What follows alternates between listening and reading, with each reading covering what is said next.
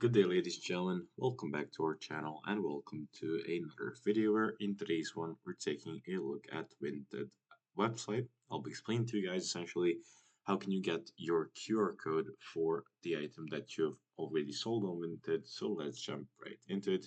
First of all, open up Vinted on your web browser. Make sure that you're logged in with your preferred profile, and from the home page you will navigate in the top right corner onto your account profile picture and then click on my orders. Now, as of now, I have no items sold yet.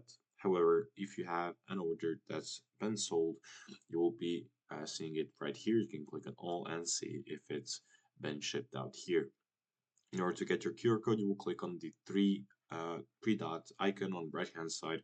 Click on that one, and from the drop down menu, select generate a QR code, and a window will pop up where you'll be able to get your QR code for that sold item. So that's as simple as that. So again, my orders, get an item, generate a QR code, and you'll be good to go. That's it for today. Thank you for watching this video.